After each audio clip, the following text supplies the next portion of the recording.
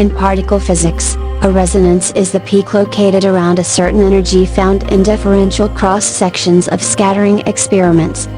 I have no idea of what I just said, so let me explain in a way I can understand. As particles reach the end of their lifetime because of vibrations, given these vibrations by the excess weight in those particles, moving like a pendulum from one side to the other, they release energy accordingly to a frequency, given by the pendulum movements.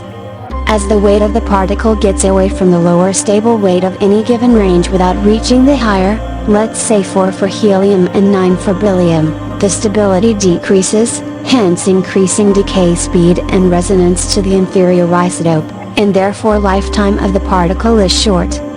For subparticles their resonances is sometimes given in zetta hertz, given their short lifetime span, because of the limited nuclear force for the gluon, and the instability between stable baryons, for example the tri-quarks, like the proton, the pentaquarks, heptaquarks, nonaquarks, etc.